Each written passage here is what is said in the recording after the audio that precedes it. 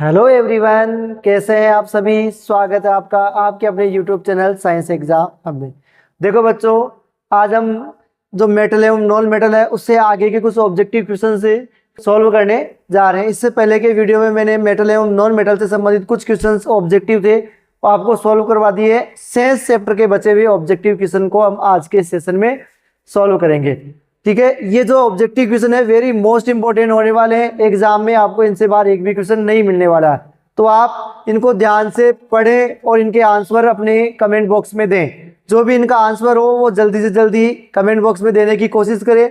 इससे आपकी एक तो जो प्रैक्टिस है वो बहुत अच्छे से हो जाएगी, क्योंकि जितने आंसर आप अपने मन से सोच के दोगे ना, अगर वो गलत हो गया तो वैसे याद हो जाने वाला है कि इसका राइट आंसर क्या होगा, और अगर वो सही है तो आपके कॉन्फिडेंस लेवल को बढ़ाएगा कि मुझे ये क्वेश्चन याद है, मेरी तैयारी बहुत अच्छे से चल रही है। तो दोनों ही कंडीशन में आपका फायदा होने वाला है। तो जिसका गलत हो जाए वो भी टेंशन नहीं करे, और जिसका सही हो जाए वो कॉन्फिडेंस के साथ आगे बढ़ते जाए। बाकी इन क्वेश्चनों की पीडीएफ भी आपको मिल जाएगी। अगर आपको चाहिए तो हमारे जो व्हाट्सएप चैनल दिया गया है उसको ज्वाइन करें, जहाँ समय समय पर आपको इसकी सूचना दे दी जाएगी कि कौन सी पीडीएफ आपको कहाँ से डाउनलोड करनी है। तो शुरू करते हैं आज के सेशन को। सबसे पहले बेटा वीडियो को लाइक करें और अपने फ्रेंड्स के पास शेयर कर दे, ताकि वो भी इस चीज का फायदा उठा सके। क्योंकि बेटा देखो, ये ऑब्जेक्टिव क्वेश्चन है ना, इस बार बोर्ड का ब्लूप्रिंट भी थोड़ा सा चेंज हुआ है और ऑब्जेक्टिव क्वेश्चनों की संख्या भी बढ़ी है। उन्होंने ऑब्जेक्टिव क्वेश्चन जो पिछली बार 15 तक आ रहे थे उनको अब की बार बढ़ाकर 18 कर दिए हैं। तो ऑब्जेक्टिव क्वेश्चनों की संख्या भी बढ़ी है, और जो अति लघुरात्मक क्वेश्चन है शॉर्ट आंसर उनकी संख्या भी बढ़ी है। और ये ऑब्जेक्टिव टाइप क्वेश्चन है वह शॉर्ट आंसर में भी काम में आएंगे, और आपके जो ऑप्शन वाले क्वेश्चन है उनमें भी काम आएंगे ही आएंगे। तो आप इस वीडियो को ध्यान से तरीके से देखें और इनका आंसर दें। और जल्द ही मैं आपके सामने जो बोर्ड परीक्षा 2025 है मुख्य परीक्षा, उसके लिए जारी ब्लूप्रिंट का सॉल्यूशन भी लेके आ रहा हूं कि आपको किस प्रकार से ब्लूप्रिंट दिया गया है, कौन से चैप्टर से आपके ऑप्शन वाले क्वेश्चन आएंगे, कौन से चैप्टर से आपको शॉर्ट क्वेश्चन मिलेंगे और कौन से चैप्टर से आपको लॉन्ग क्वेश्चंस मिलेंगे। इनकी भी चर्चा हम डिटेल में करने वाले हैं, ताकि अब आगे हम इसी ब्लूप्रिंट के आधार पर अपनी तैयारी कर सकें।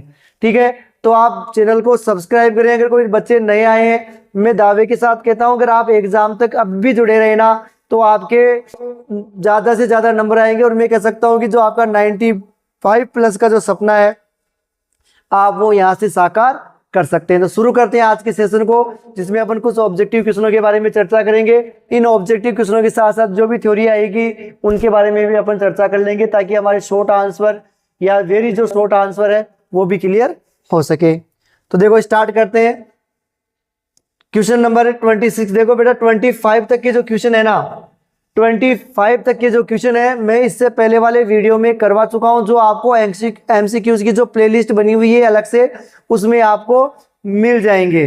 ठीक है, तो आपने अगर वो क्वेश्चन नहीं देखे हैं अब तक तो वहां से जाकर फर्स्ट चैप्टर भी क्लियर हो चुका है, सेकंड चैप्टर क्लियर हो चुका है, और थर्ड चैप्टर को आज मैं कंप्लीट करवा दूंगा। तो इससे पहले वाले पार्ट्स में जाकर आप इसके क्वेश्चन देख लें। ठीक है, देखो जी, कांसा एक प्रकार की मिश्र धातु है। कांसा एक प्रकार की मिश्र धातु है जिसमें किस किस का मिश्रण होता है। यानी जब अपन कांसा बनाते हैं तो कांसे का निर्माण किन दो धातुओं या दो से अधिक धातुओं से मिलकर होता है। आपका ऑप्शन है तांबा प्लस टिन होता है, ऑप्शन बी है जिंक और टिन होता है, ऑप्शन सी है तांबा प्लस जिंक होता है, या ऑप्शन डी है तांबा प्लस एल्यूमिनियम है। फटाफट से बेटा अपना आंसर कमेंट बॉक्स में दीजिए। जो भी आंसर है वो कमेंट में दीजिए। आपको जैसा भी आंसर आता है कमेंट में लिखिए। ठीक है, फटाफट से अपना आंसर दीजिए बेटा। क्या ऑप्शन ए आएगा, बी आएगा, सी आएगा या डी आएगा। कांसा में जो मिश्र धातु है उसमें किस किस धातु का मिश्रण होता है। तो राइट आंसर क्या आएगा, तांबा प्लस टिन। ऑप्शन नंबर ए, जो कांसा होता है वो तांबा और टिन की मिश्र धातु का मिश्रण होता है। ठीक है, नेक्स्ट क्वेश्चन देखिए बेटा। कार्बन का ऐसा अपरूप जो विद्युत का सुचालक होता है। कार्बन का ऐसा अपरूप जो विद्युत का सुचालक होता है क्या कहलाता है, हीरा कहलाता है। ऑप्शन बी है ग्रेफाइट, ऑप्शन सी दोनों, और ऑप्शन डी है कोई नहीं। राइट आंसर क्या आएगा, ए, बी, सी या डी। फटाफट से अपना आंसर कमेंट में दीजिए। देखो बेटा अपरूप क्या होते हैं, एक ही पदार्थ के भिन्न भिन्न रूप होते हैं। क्या होते हैं, एक ही पदार्थ के भिन्न भिन्न रूप। एक ही पदार्थ के भिन्न भिन्न रूप होते हैं, भिन्न भिन्न रूप जो रासायनिक गुणधर्मों में तो एक समान है, रासायनिक गुणधर्मों में एक समान, लेकिन जो उनके भौतिक गुण है, भौतिक संरचना है, भौतिक गुण वो अलग अलग होते हैं। ठीक है, क्या कहलाते हैं? अपरूप कहलाते हैं। और बात करें कार्बन की अपरूप होगी तो कार्बन के मुख्य रूप से 3 अपरूप है। कौन कौन से हैं? एक तो हीरा है, एक आपके ग्रेफाइट है और एक फुलरीन है। ठीक है, ये 3 मुख्य जो अपरूप है वो कार्बन के। इन तीनों में से एक अपरूप विद्युत का सुचालक होता है। तो राइट आंसर क्या आएगा? फटाफट से अपने आंसर दे दीजिए। राइट आंसर होगा ऑप्शन नंबर बी, ग्रेफाइट। विद्युत का सुचालक अपरूप, कार्बन का ऐसा अपरूप जो विद्युत का सुचालक होता है वो ग्रेफाइट। ये धातु है, धातु के अपवाद में भी आता है। नेक्स्ट क्वेश्चन देखिए बेटा, निम्न में से कौन सी धातु, निम्न में से कौन सी धातु कमरे के ताप पर द्रव अवस्था में पाई जाती है? ऑप्शन ए सोना, ऑप्शन बी चांदी, ऑप्शन सी है पारा और ऑप्शन डी है ब्रोमीन। इनमें से ऐसी कौन सी धातु है जो द्रव अवस्था में पाई जाती है? बेटा धातु है, धातु के अपवाद में भी अपने पढ़ा होगा। और आपने पढ़ा है कि धातुएं सामान्यतः कठोर अवस्था में पाई जाती है, ठोस होती है। सामान्य धातुएं कौन सी अवस्था में पाई जाती है? ठोस अवस्था में पाई जाती है। लेकिन एकमात्र ऐसी है धातु जो द्रव अवस्था में पाई जाती है कमरे के ताप पर। 25 डिग्री सेल्सियस के आसपास जो कमरे का तापमान माना जाता है, वहां उस अवस्था में, वो द्रव अवस्था में पाई जाने वाली धातु कौन सी है? फटाफट से अपना आंसर कमेंट बॉक्स में दीजिए बेटा। ऑप्शन ए, बी, सी या डी क्या आएगा? तो राइट आंसर क्या होगा? ऑप्शन नंबर सी, पारा। पारा एक ऐसी है धातु है जो कमरे के ताप पर द्रव अवस्था में पाया जाता है। पारा या मरकरी, यहाँ आपको मरकरी लिखा हुआ भी मिल सकता है ना। पारा या मरकरी आपको कमरे के ताप पर द्रव अवस्था में पाई जाने वाली एक धातु होती है। नेक्स्ट क्वेश्चन देखिए बेटा, क्वेश्चन नंबर 29। उष्मा की सबसे अच्छी सुचालक धातु कौन सी है? ऑप्शन ए पारा, ऑप्शन बी सीसा, ऑप्शन सी है आयोडीन और ऑप्शन डी है कॉपर। दिए गए ऑप्शनों में से उष्मा की सबसे अच्छी चालक धातु ढूंढनी है कि इनमें से उष्मा की सबसे अच्छी चालक धातु कौन सी है। तो क्या होगा राइट आंसर? क्या ऑप्शन ए या बी या फिर सी या फिर डी? फटाफट से अपना आंसर कमेंट कीजिए बेटा। उष्मा की सबसे अच्छी चालक धातु, क्योंकि धातुओं का यह गुण होता है कि वो अपने में से उष्मा और विद्युत का चालन करते हैं। तो उष्मा की सबसे अच्छी चालक धातु की अगर मैं बात करूं सबसे अच्छी, तो वो मानी जाती है चांदी। उष्मा की सबसे अच्छी चालक धातु कौन सी होती है? चांदी। ठीक है, क्या ऑप्शन में चांदी है? तो ऑप्शन में चांदी नहीं है। अगर ऑप्शन में चांदी नहीं है तो चांदी के बाद में दूसरी सबसे अच्छी चालक धातु कौन सी है? कौन सा आएगा? ऑप्शन ए पारा, ऑप्शन बी सीसा या फिर आयोडीन या फिर कॉपर। तो फटाफट से अपना आंसर कमेंट कीजिए बेटा, क्या आंसर आएगा? तो राइट आंसर क्या होगा? Option number D, copper. उष्मा की सबसे अच्छी चालक धातु होती है कॉपर। ठीक है, नेक्स्ट क्वेश्चन देखिए, शुद्ध सोना कितने कैरेट का होता है? शुद्ध सोना कितने कैरेट का होता है? ऑप्शन ए 22, ऑप्शन बी है 21, ऑप्शन सी है 23 और ऑप्शन डी है 24। शुद्ध सोना कितने कैरेट का होता है? देखो बेटा, आपको यह भी ध्यान होना चाहिए कि जो सोने चांदी के आभूषण है उन्हें कैरेट में मापा जाता है। सोने की जो शुद्धता का मात्रक होता है वो कैरेट होता है। कैरेट के आधार पर हम उसकी शुद्धता का पता लगाते हैं कि जितने कैरेट का होता है वो उसकी शुद्धता प्रतिशत होती है। तो इसमें सोने की शुद्धता का मात्रक क्या, सोना शुद्ध जो सोना होता है कितने कैरेट का होता है? ऑप्शन ए, बी, सी या डी क्या आएगा राइट आंसर? तो आपका राइट आंसर होगा ऑप्शन नंबर डी, 24 कैरेट। शुद्ध सोना 24 कैरेट का होता है। और ये ध्यान रखना, कभी भी शुद्ध सोने के आभूषण नहीं बनाए जा सकते। अगर आपको कोई दुकानदार ये कह रहा है कि मैं आपको बिल्कुल 24 कैरेट सोने के आभूषण दे रहा हूं तो वो आपसे सरासर असत्य बोल रहा है, झूठ बोल रहा है, क्योंकि कभी भी 24 कैरेट सोने या चांदी के आभूषण नहीं बनाए जा सकते। क्यों नहीं बनाए जा सकते? कि सोना और चांदी थोड़ी मुलायम होती है, उनमें कठोरता अन्य धातुओं की अपेक्षा कम होती है, इससे उन्हें जिस आकृति में डाला जाता है उस आकृति में ये रह नहीं पाते हैं। तो इनमें कठोरता बढ़ाने के लिए कुछ मात्रा में जैसे सोने में चांदी मिलाई जा सकती है, या तांबा मिलाया जा सकता है, या रांगा या कांसा मिलाया जा सकता है। तो ये धातुओं का अन्य धातुओं का उसमें मिश्रण किया जाता है ताकि सोने या चांदी को कठोरता दी जाए। तो शुद्ध सोने के कभी भी 24 कैरेट सोने के आभूषण नहीं बनाए जा सकते। आपको ध्यान रखना है कि कोई दुकानदार 24 कैरेट सोने के दाम वसूल रहा है तो वो आपको बिल्कुल गलत कह रहा है, झूठ बोल रहा है। तो आपको ये भी ध्यान रखना है कि शुद्ध सोना 24 कैरेट का होता है, लेकिन सोने के आभूषण कभी भी 24 कैरेट के नहीं होते। ठीक है, देखो बेटा नेक्स्ट क्वेश्चन, निम्न में से कौन सी धातु तनु HCl अम्ल से अभिक्रिया नहीं करती? इनमें से ऐसी कौन सी धातु है जो तनु HCl अम्ल से अभिक्रिया नहीं करती है? ऑप्शन ए है कॉपर, ऑप्शन बी है सोडियम, ऑप्शन सी है पोटेशियम और ऑप्शन डी है जिंक। फटाफट से अपने आंसर बेटा कमेंट बॉक्स में लिखिए, क्या आंसर आएगा? क्या ऑप्शन ए या फिर ऑप्शन बी या ऑप्शन सी या फिर ऑप्शन डी, क्या आंसर आएगा? कौन सी धातु होती है जो HCl अम्ल से अभिक्रिया नहीं करेगी? देखो ध्यान रखना, HCl अम्ल जब टूटता है तो वो H+ और Cl- में विघटित होता है, ये आपने पढ़ाई अम्ल क्षार वाले में। तो अब हाइड्रोजन गैस इनमें से किसको विस्थापित कर सकती है? जो हाइड्रोजन से अधिक क्रियाशील है उनको तो ये विस्थापित नहीं कर सकती, लेकिन जो हाइड्रोजन से कम अभिक्रियाशील धातु है उनको हाइड्रोजन विस्थापित कर सकती है, या वे धातुएं हाइड्रोजन को विस्थापित कर सकती है।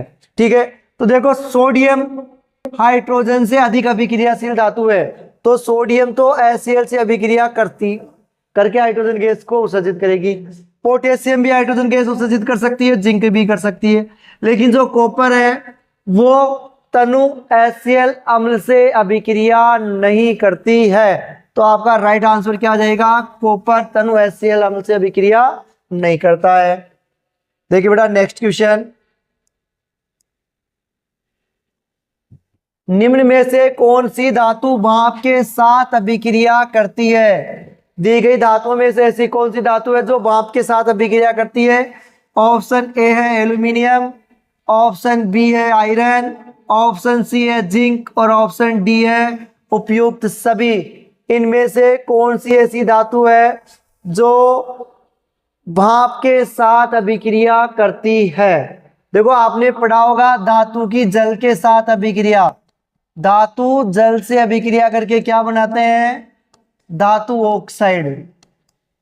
आपने पढ़ा होगा धातु जल से क्रिया करके धातु ऑक्साइड का निर्माण करते हैं, साथ में हाइड्रोजन गैस उत्सर्जित करते हैं। अब इसमें जल के साथ अभिक्रियाशीलता अलग अलग थी, एक तो थी ठंडे जल के साथ, एक आपने पढ़ा था गर्म जल के साथ, एक अपन ने पढ़ा था भाप के साथ या वाष्प के साथ, एक आपने पढ़ा था जल से नहीं क्रिया करती है, जल से क्रिया नहीं करने वाली धातुएं। ठीक है, तो आपने पढ़ा था कि ठंडे जल के साथ कौन सी करती है? सोडियम एवं पोटेशियम ऐसी धातुएं हैं जो ठंडे जल के साथ क्रिया करती है। गर्म जल में पढ़ा था आपने मैग्नीशियम एक ऐसी धातु है जो गर्म जल के साथ अभिक्रिया करती है। उसके बाद में जल से अभिक्रिया नहीं करने वाली धातु में आपने पढ़ा था जो सोना है, चांदी है, आदि धातुएं प्लेटिनम है, वो जल से अभिक्रिया नहीं करती, किसी भी प्रकार के जल से क्रिया नहीं करती, चाहे ठंडा हो, चाहे गर्म हो, चाहे भाप हो। लेकिन भाप के साथ अभिक्रिया करने वाली धातुएं कौन सी है? आपने पढ़ा था एल्यूमिनियम है, आयरन है और ये जिंक। तीनों ही प्रकार की धातुएं ठंडे और गर्म जल से अभिक्रिया नहीं करती, बल्कि भाप के साथ या वाष्प के साथ अभिक्रिया करती है। तो एल्यूमिनियम भी आएगा, आयरन भी आ जाएगा, जिंक भी आ जाएगा। तो कौन सा ऑप्शन आएगा? ऑप्शन नंबर डी, उपयुक्त सभी धातुएं भाप के साथ अभिक्रिया करती है।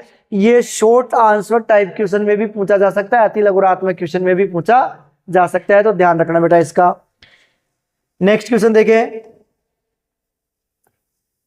निम्न में से कौन सी धातुएं जल से अभिक्रिया करने पर तैरने लगती है। निम्न में से ऐसी कौन सी धातु है जो जल से क्रिया करके जल पर तैरना प्रारंभ कर देती है? और अगर ये लॉन्ग क्वेश्चन होगा तो आपको ये भी पूछा जा सकता है क्यों, तो इसका भी आंसर अभी अपन देखते हैं। ऑप्शन ए है सोडियम, ऑप्शन बी है कैल्शियम, ऑप्शन सी है मैग्नीशियम, ऑप्शन डी है आपके है दोनों। तो फटाफट से अपना आंसर कमेंट कीजिए कि राइट आंसर क्या आएगा। क्या ऑप्शन ए होगा, ऑप्शन बी होगा, ऑप्शन सी होगा या ऑप्शन डी होगा? निम्न में से ऐसी कौन सी धातुएं हैं जो जल से अभिक्रिया करके तैरना प्रारंभ कर देती है? देखो क्यों करती है, क्योंकि जब धातुएं जैसे जल से अभिक्रिया करती है हाइड्रोजन गैस उत्सर्जित होती है, और जैसे ये हाइड्रोजन गैस उत्सर्जित होती है उस धातु के चारों ओर बुलबुलों के रूप में चिपक जाती है। तो चारों ओर हाइड्रोजन गैस जब जैसे धातु के चारों ओर चिपकती है तो वो धातु जल में तैरने लगती है। तो ऐसी धातु कौन सी है? कैल्शियम। कौन सी है? कैल्शियम और मैग्नीशियम दोनों ही धातुएं जल से अभिक्रिया करके हाइड्रोजन गैस उत्सर्जित करती है। हाइड्रोजन गैस के बुलबुले इनके चारों ओर चिपक जाते हैं जिससे ये जल पर तैरना प्रारंभ कर देती है। तो कौन सा आएगा? ऑप्शन नंबर डी, व से दोनों। तो ध्यान रखना। नेक्स्ट क्वेश्चन देखिए बेटा, निम्न में से कौन सी ऐसी धातुएं हैं जो अत्यधिक ताप पर भी ऑक्सीजन से अभिक्रिया नहीं करती है? निम्न में से ऐसी कौन सी धातुएं हैं जो ऑक्सीजन से अभिक्रिया नहीं करती है? तो ऑप्शन ए है सोडियम, ऑप्शन बी है गोल्ड, ऑप्शन सी है सिल्वर और ऑप्शन डी है है दोनों। तो ऐसी धातुएं जो अत्यधिक ताप पर, निम्न ताप पर, मध्यम ताप पर या किसी भी ताप पर ऑक्सीजन से अभिक्रिया नहीं करती है। ऑक्सीजन से अभिक्रिया नहीं करने वाली धातु का नाम क्या होगा? ए, बी, सी या डी? फटाफट से अपना आंसर कमेंट कीजिए बेटा। ऑप्शन ए आएगा, बी आएगा, सी आएगा या डी? फटाफट से अपना आंसर दीजिए, क्या आएगा? तो राइट आंसर क्या होगा? ऑप्शन नंबर द या डी, वैसे। जो सोना और चांदी है, जो सोना है और जो चांदी है वो अत्यधिक ताप या किसी भी ताप पर वो ऑक्सीजन से अभिक्रिया नहीं करते। इसका फायदा एक है, यही कारण है कि सोने और चांदी का उपयोग किस में किया जाता है? आभूषण बनाने में। अगर आपको ये पूछे कि सोने और चांदी का उपयोग आभूषण बनाने में क्यों करते हैं, तो क्या आंसर आएगा? एक तो ये सर्वाधिक तन्य है, एक ये सर्वाधिक क्या है? आघातवर्धक है, तो इन्हें किसी भी आकृति में डाला जा सकता है। दूसरा, ये O2 से क्रिया नहीं करते। तीसरा, ये जल से भी क्रिया नहीं करते। ना ऑक्सीजन से क्रिया करते हैं, ना जल से क्रिया करते हैं, तन्य होती है, आघातवर्धक होती है, इसलिए इनका संक्षारण भी नहीं होता और अच्छी से अच्छी डिजाइन में भी इनको डाला जा सकता है। ठीक है, तो ये ऑप्शन नंबर डी है, ध्यान रखना। और वो भी क्वेश्चन आ सकता है भाई, आभूषण बनाने में इनका उपयोग क्यों करते हैं। नेक्स्ट क्वेश्चन देखिए बेटा, नेक्स्ट क्वेश्चन है, निम्नलिखित में से कौन सा असत्य है? निम्नलिखित में से कौन सा असत्य है? ऑप्शन ए है धातुएं चमकीली होती है, ऑप्शन बी है लेड उष्मा की कुचालक होती है, ऑप्शन सी है आयोडीन चमकीली होती है, ऑप्शन डी है गैलियम व सीजियम का गलनांक अधिक होता है। तो अपना राइट आंसर फटाफट से कमेंट कीजिए, देखते हैं पहले कौन आंसर देता है। ऑप्शन ए आएगा, बी आएगा, सी आएगा या ऑप्शन नंबर डी आएगा? इनमें से राइट आंसर कौन सा है? निम्नलिखित में से ऐसी कौन सी धातुएं हैं जो उष्मा का निम्नलिखित में से कौन सा कथन है सत्य है? तो फटाफट से अपना आंसर दीजिए। क्या धातुएं चमकीली होती है? बिल्कुल, धातुओं में चमक होती है जिसे अपन क्या कहते हैं? धात्विक चमक कहते हैं। दूसरा है लेड उष्मा की कुचालक होती है, बिल्कुल ये अपवाद है कि धातुएं उष्मा की सुचालक होती है, लेकिन लेड एक मात्र ऐसी है धातु है जो उष्मा की कुचालक है। इसके अलावा आयोडीन चमकीली होती है, बिल्कुल आयोडीन अधातु होते हुए भी चमकीली होती है। ऑप्शन से है गैलियम व सीजियम का गलनांक अधिक होता है, नहीं। ऑप्शन नंबर डी इसका राइट आंसर आएगा, गैलियम और सीजियम का गलनांक क्या होता है? कम होता है। इतना कम होता है कि अगर अपन इनसे हथेली में रखकर बाहर रख दें तो हथेली पर रखते ही ये पिघलना स्टार्ट हो जाएगी।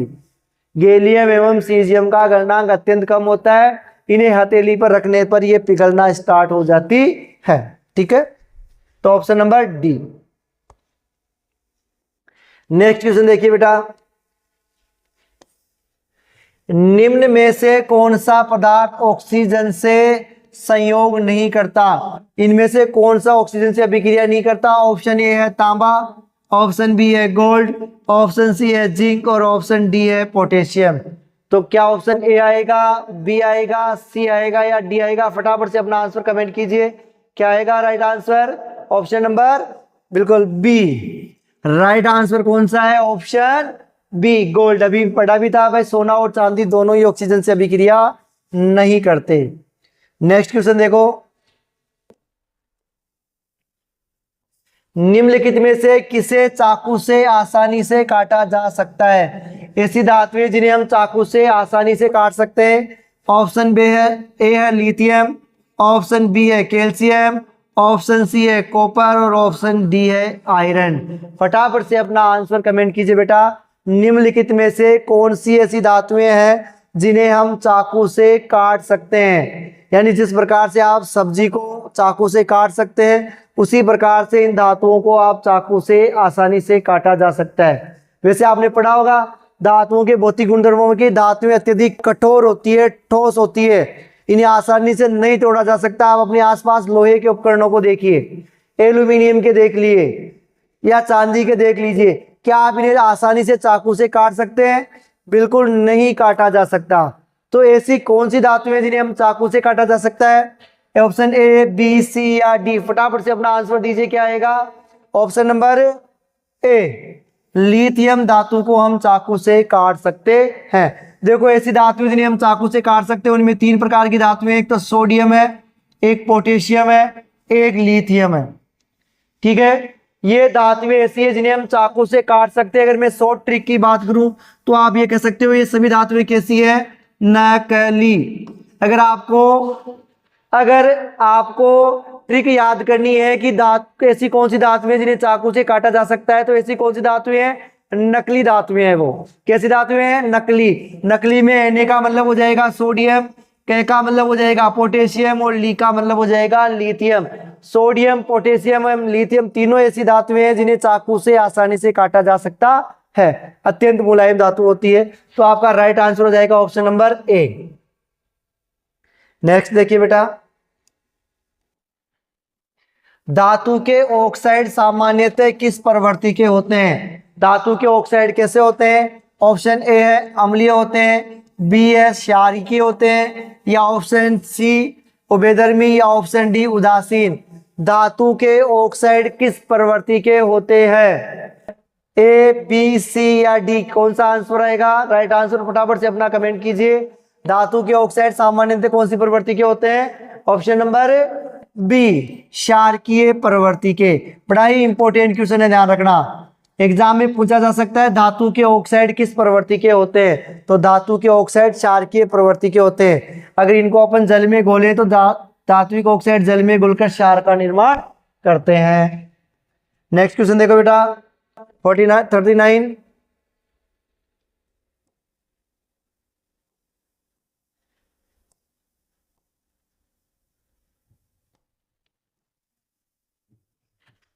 देखिए बेटा, विद्युत अपघटनी परिष्करण विधि में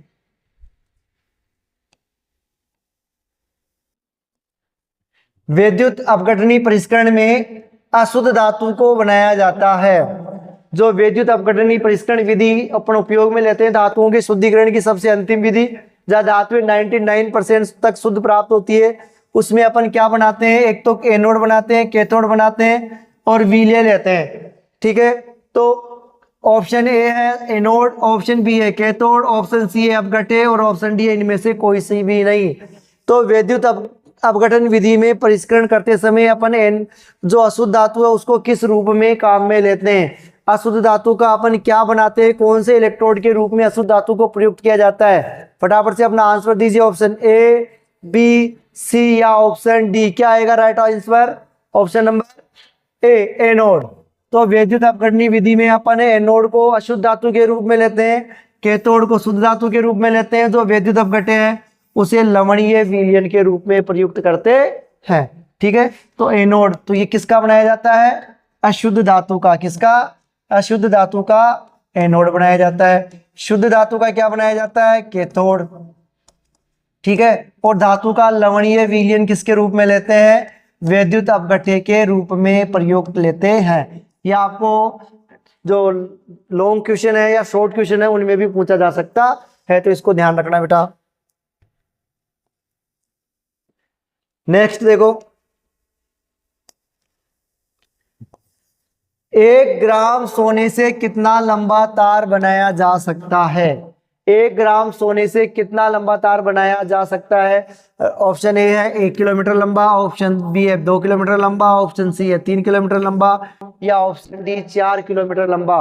फटाफट से बेटा अपना आंसर कमेंट कीजिए। ऑप्शन ए आएगा, बी आएगा, सी आएगा या डी आएगा? क्या आएगा राइट आंसर? 1 ग्राम सोने से कितना लंबा तार बनाया जा सकता है? आपने पढ़ा होगा सोना सबसे अधिक आघातवर्धीय धातु होती है। कितनी आघातवर्धीय? इतनी आघातवर्धीय होती है कि हम 1 ग्राम सोने से लगभग 2 किलोमीटर तक लंबाई का तार बना सकते हैं। तो राइट आंसर क्या होगा? 2 kilometre, option number B. 2 kilometre लंबा तार बनाया जा सकता है। नेक्स्ट क्वेश्चन देखो बेटा, लोहा एवं इस्पात को जंग से सुरक्षित रखने के लिए उन पर किस धातु की परत चढ़ाई जाती है या किस धातु की पतली परत का निर्माण किया जाता है? लोहे को या इस्पात को जंग से बचाने के अनेक उपाय है। उनमें से एक उपाय है कि उन पर किसी धातु की परत चढ़ा दी जाती है। वो परत किसकी होती है? ऑप्शन ए है तांबा, ऑप्शन बी होता है चांदी, ऑप्शन सी है सोना, या ऑप्शन डी है जिंक। तो राइट आंसर फटाफट से कमेंट कीजिए कि क्या आएगा, ऑप्शन ए या बी या सी या फिर डी, कौन सा होगा राइट आंसर? फटाफट से अपना आंसर दीजिए। लोहे एवं इस्पात को जंग से सुरक्षित रखने के लिए उन पर एक धातु की, एक विशेष धातु की परत का निर्माण किया जाता है, जिससे उनके ऊपर चमक भी आ जाती है और धातुएं अधिक समय तक सुरक्षित रह जाती है या संक्षारित नहीं होती है। और इस प्रक्रिया को अगर मैं बात करूं तो कहते हैं अपन यशद लेपन। यह प्रक्रिया क्या कहलाती है? यशद लेपन कहलाती है। तो यशद लेपन में अगर मैं बात करूं तो यशद लेपन में कौन सी धातु की पतली परत चढ़ाई जाती है? जिंक की। ऑप्शन नंबर डी, जिंक धातु की पतली परत चढ़ाना यशद लेपन कहलाता है। नेक्स्ट क्वेश्चन देखिए बेटा, धातु का पतले तार के रूप में खींचने की क्षमता को क्या कहते हैं? आपने पढ़ा होगा धातुओं को पतले तार के रूप में खींचकर लंबे लंबे तार बनाए जा सकते हैं। धातुओं को खींचकर लंबे लंबे तार बनाए जा सकते हैं। ये तार बनाने की जो प्रवृत्ति है क्या कहलाती है?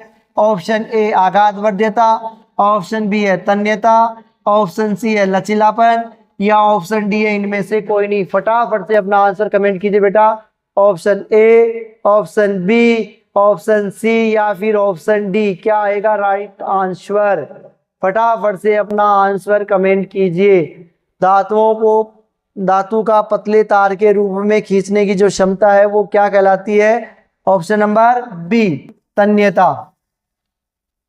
ऑप्शन नंबर बी तन्यता। धातुओं को पतले तार के रूप में खींचने की क्षमता तन्यता कहलाती है। अगला देखिए,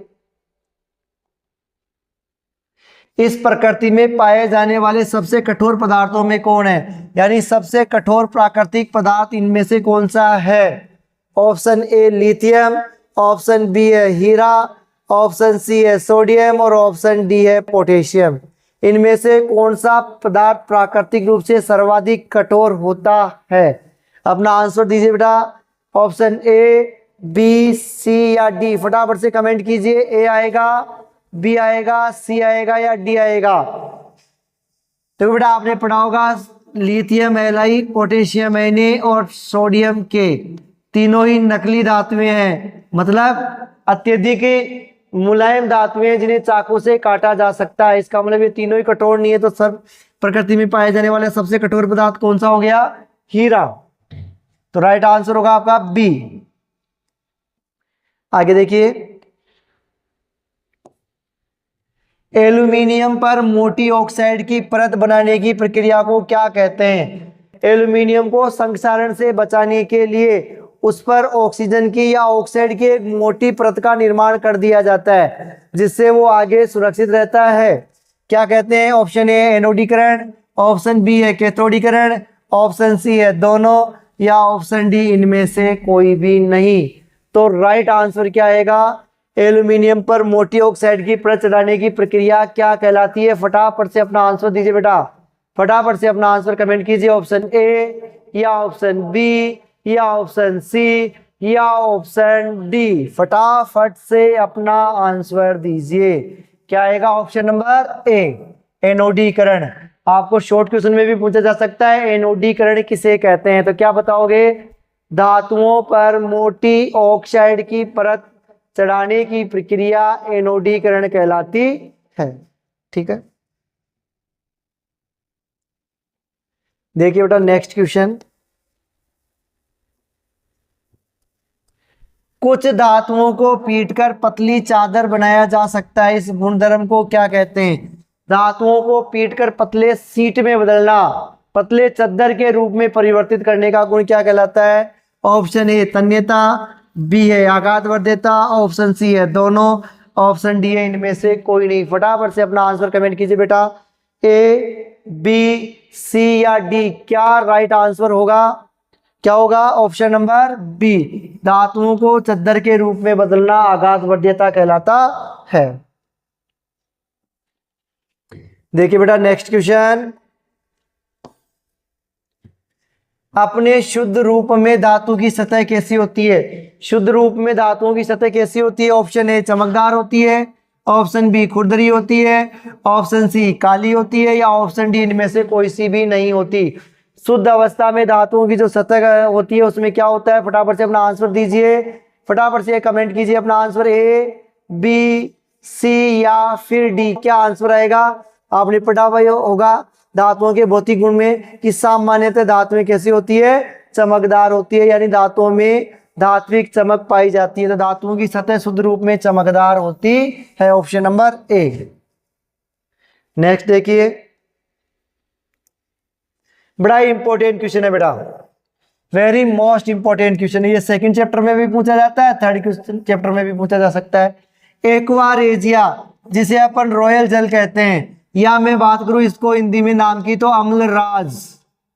एक्वारेजिया, रॉयल जल या अम्लराज किस अनुपात में सांद्र हाइड्रोक्लोरिक अम्ल और सांद्र नाइट्रिक अम्ल का ताजा मिश्रण होता है? अगर आपको शॉर्ट क्वेश्चन में पूछे कि अम्लराज या एक्वारेजिया किसे कहते हैं तो भी ये काम में आएगा आपके। ऑप्शन ए है 3:2, ऑप्शन बी है 2:3, या ऑप्शन सी है 3:1 और ऑप्शन डी है 1:3।